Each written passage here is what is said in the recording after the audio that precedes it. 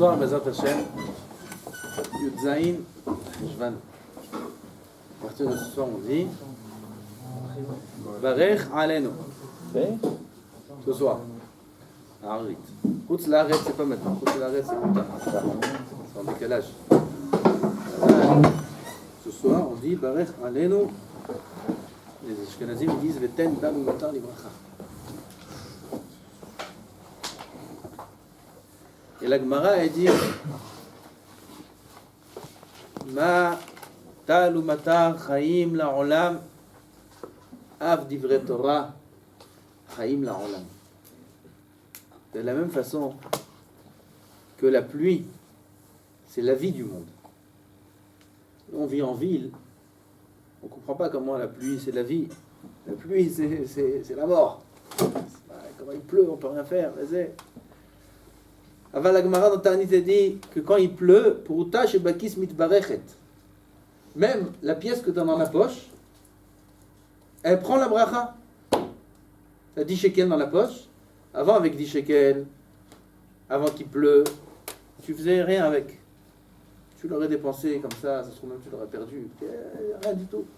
Maintenant, il pleut, 10 shekels que tu as dans la poche, tu vas voir combien de choses tu peux faire avec. Il y a la bracha dans l'argent.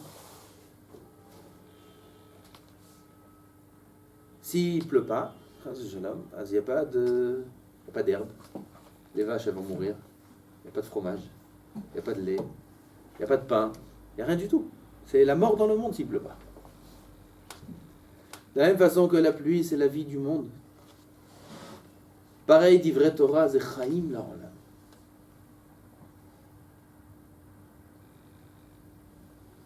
On répète ce que Rashi dit dans Masechet Sanhedrin. La Gemara dans la Mishnah dans Sanhedrin a dit qu'Apikoros, quelqu'un qui est Pikoros, il n'a pas de part au monde futur. Et la Gemara a dit dans Sanhedrin, qui c'est qui a appelé Apikoros? Qui a appelé Apikoros? Celui qui dit Maï ahanu Rabbanan. À quoi ça sert? À quoi ils servent les Talmidei Chachamim? À quoi ça sert le niveau de Torah? À quoi ça sert?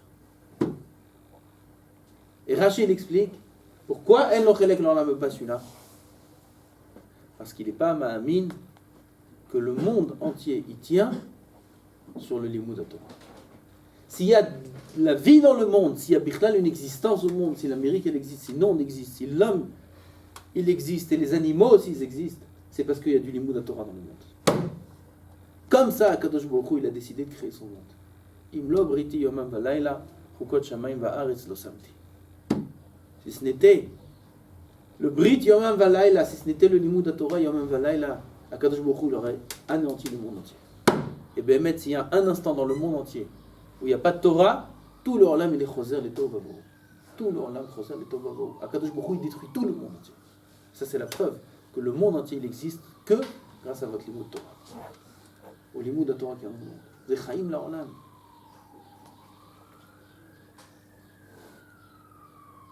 Il y avait, ce soir, c'est d'Aïloula, de Rabbi Meir Shapira Miloubli, Alav Shalom. Celui qui a créé le Daf Yomi. C'est lui qui a inventé le principe du Daf Yomi. Tout le monde dans leur âme, ils étudient le même Daf.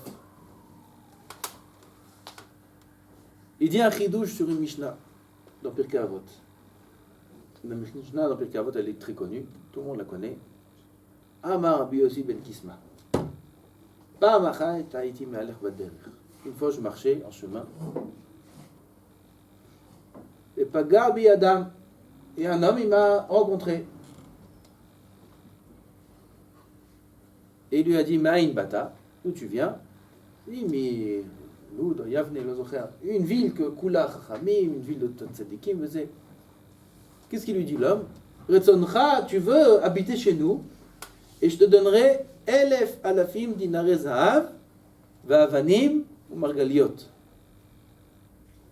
1000 pièces d'or, c'est combien? 1000 1 million de pièces d'or et des pierres précieuses.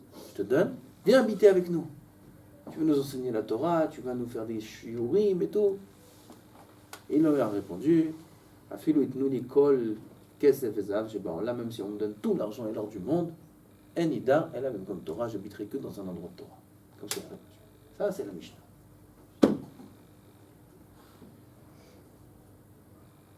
Mazé Pa'amachat Haïti. C'est pas ça qui dit Rabbi Meir, ça c'est les Mefarshim qui disent. Pa'amachat, une fois j'étais Ma'aler Baderech, une fois. Une fois je suis sorti de la yeshiva. D'habitude je sors jamais de la yeshiva. Toujours je suis dans la yeshiva. Toujours je suis dans le limoud. Toujours je suis dans la Torah. Une fois je suis sorti de la yeshiva, et voilà l'épreuve elle est arrivée. Un homme il sort Pa'amachat. Pa'amachat, Maïesh. Il y en a un, pourquoi tu as fait ça? Mais c'est la première fois. Une fois j'ai fait ça, c'est pas grave. Mais une fois, tu crois. Il y en a un, il a fait un accident de voiture grave. Ken. Qu'est-ce que t'as fait? Ken. Il dit, moi, ça fait 10 ans que j'ai le permis. Jamais j'ai fait un accident. Une fois, j'étais fatigué. Et j'ai tourné. Et j'ai tué 15 personnes sur le chemin. Une fois. Pas un machat. Pas un machat. Ça peut être catastrophique, quoi, un machat. Il dit, une fois, je suis sorti. Une fois, ça peut être une fois fatale. Il est tsofé Adam, Racha la tzadik, umvakesh la hamito. Le Racha, le Yetzirah, il est tsofé la tzadik. Il le guette. Tsofé, c'est comme les gens comme ça, avec les pistolets comme ça. Il attend. Il bouge pas de la cible jusqu'à que la cible elle arrive. Il bouge pas, il peut rester comme ça. Ils sont entraînés, ces gens-là, ces soldats, ils sont entraînés pendant des années à ne pas bouger comme ça. Avoir une force de rester sans manger, sans dormir pendant des heures et des heures sur la même Nekuda pour l'attraper. Dès qu'elle passe la proie, dès qu'il passe celui qui veut viser, tac, un coup c'est fini. Un coup fatal. Merci.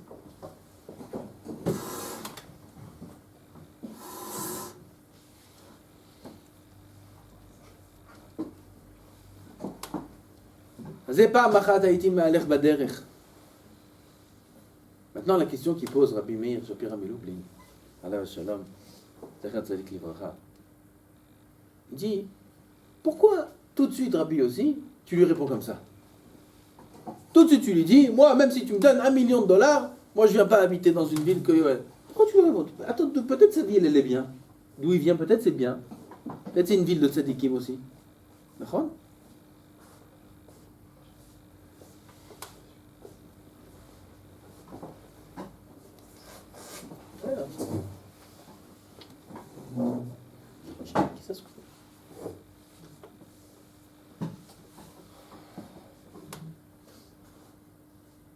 T'as déjà vu un dinar zahav, Benjamin? Un dinar zahav, t'as déjà vu? Un dinar zahav. On a ça aujourd'hui. Et Napoléon, Napoléon s'appelle? Napoléon. Bon, au aîné. Avec le Napoléon ici. Un Napoléon, il te fait sauter 300 personnes de Simcha. Un Napoléon. Ils mettent le Napoléon ici, ils le mettent sur la tête, ils mettent la hinna et ça. Ouh, quel Simcha, il a fait un Napoléon.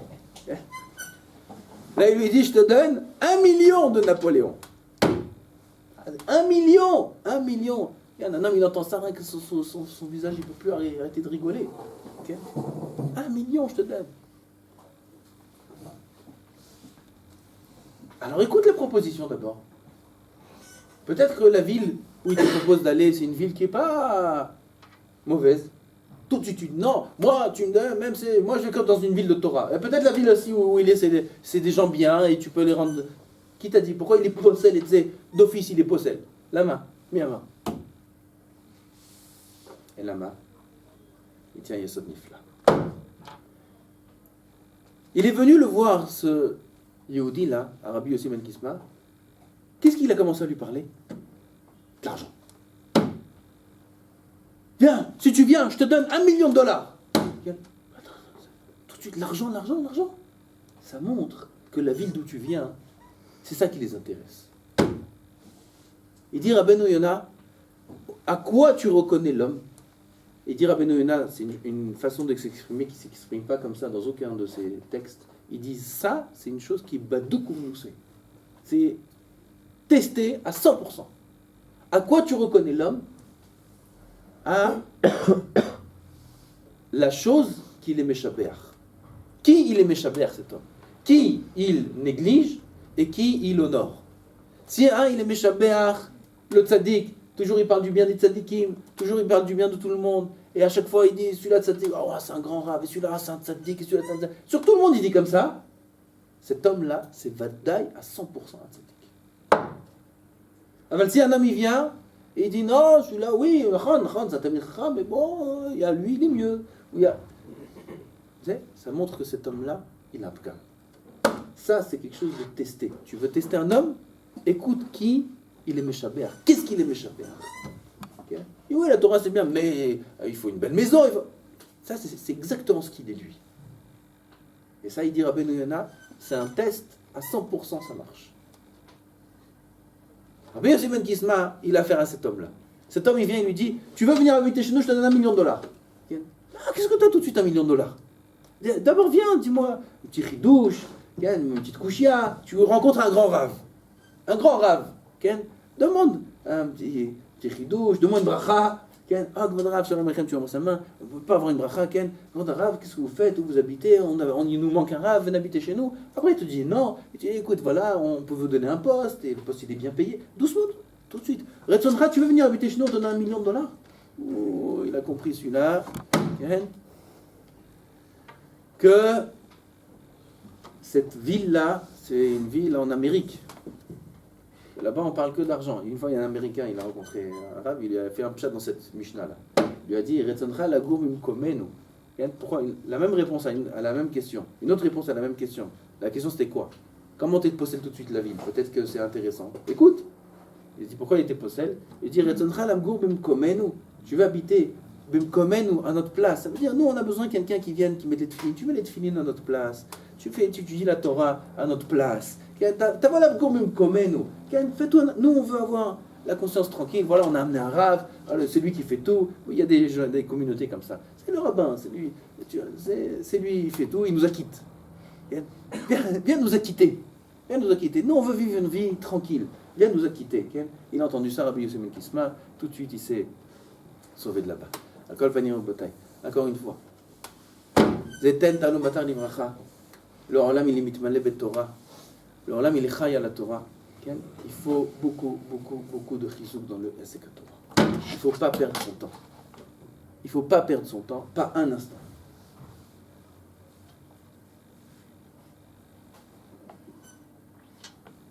Je vais dire quelque chose, mais ça fait mal, alors je ne le dis pas. Mais Kitsour, il ne faut pas perdre son temps. Vous êtes jeune, on est jeune, moi aussi je suis jeune. Et Akadosh Baruch Hu nous a donné un nombre d'années à vivre. On ne sait pas c'est combien d'années à vivre. Il nous a donné un poste à avoir, un tafkid à avoir dans ce monde-là. Ce tafkid-là, on peut l'avoir dans ces années que vous vivez maintenant. Ces années où on est Bachou et Yeshiva, c'est les plus belles années de la vie. Il n'y a pas plus belle situation au monde pour l'homme que l'époque où il est Bachou. Il n'y a pas, ça n'existe pas. Et la majorité qui n'ont pas profité de cette situation-là, ce cadeau que Kadosh Baruch Hu, il a donné à l'homme, après ils ont regretté. Ah, quand j'étais Bachour, si j'avais su, j'aurais pu. Maintenant, on est Bachour. Maintenant, vous êtes Bachouri. Vous avez un Zman Chorev devant vous de 5 mois. 5 mois de Torah non-stop. 5 mois qui vont être décisifs sur tout l'avenir de la vie de la personne. 5 mois où un homme il va décider quel chemin il va prendre dans sa vie. Mamash Kepchuto, c'est pas du moussa, c'est émet. C'est une réalité. Ces 5 mois qu'on a devant nous de Torah, pour des jeunes comme vous qui venez d'arriver et où les idées ne sont pas encore claires, ça va être décisif. Est-ce qu'on fait ça ou on fait ça? Est-ce qu'on avance dans ce sens ou dans un autre? Vous avez 5 mois maintenant, on a 5 mois devant nous de Torah, on peut se remplir. La vie chaim, pas que la olam, la gam. La vie chaim, la nou, l'école la olam kulo. Là, le olam, on ne sait même pas dans quel sens il va maintenant, le olam. Je ne sais pas si vous entendez des informations. Vous entendez l'Amérique, ce qui se passe là? Vous n'entendez pas? Tant mieux, n'écoutez pas. Okay? Ça, c'est officiel. Israël, Amérique, c'est la guerre. Guerre, ça veut dire guerre diplomatique, c'est fini. Jamais ça a existé depuis la création de l'État d'Israël. Et les Nevi'im et les Chachamim, ils ont dit depuis des années. L'Amérique, c'est le pire ennemi d'Israël. Okay? Et les gens, ils disaient, Chas v'shalom, l'Amérique, regarde, c'est eux les... Voilà. Officiel dans les journaux en Amérique, c'est sorti. C'est le titre du journal, en première page, un grand journal en Amérique, c'est officiel, c'est le titre. C'est officiel, le mashber, je ne sais pas comment dire en français, la rupture des liens entre Israël et Amérique est arrivée. C'est officiel.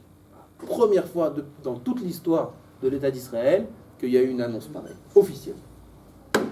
Ça, c'est exactement ce qui est écrit dans les textes. Doucement, doucement, doucement, doucement. On verra que Daesh, je ne sais pas comment dire en français, l'État islamique et le truc, c'est des petits rigolos à côté de l'Amérique. L'Amérique, c'est les pires. Les pires.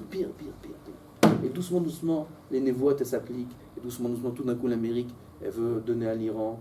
Doucement, arrêtez avec l'Iran. Doucement, l'Iran, laissez faire la bombe atomique tranquillement. Arrêtez de vous mêler Israël. Maintenant, ça devient Israël, ceux qui sont insupportables dans le monde entier. Et tout le monde est pour les islamiques et l'État d'Islam et la bombe atomique, etc. Alors, ce monde-là, on ne sait pas combien de temps il va tenir. Moi, j'ai entendu qu'un autre sadique, il a dit aussi que c'était le dernier kippour. Donc, on a fait, comme on a dit ici à Kippour. Dernier kippour. C'est pas impossible. C'est pas sûr, mais c'est pas impossible. Ça va très vite, ça va très vite. C'est décisif maintenant. Je dis 5 mois, même 5 mois, peut-être c'est beaucoup. Même dans 5 mois, on ne sait pas ce qu'il en va. Ça se trouve 1 mois, 2 mois, 3 mois, 4 mois. Tout ce qu'on peut prendre. Ce monde, il ressemble à un mariage.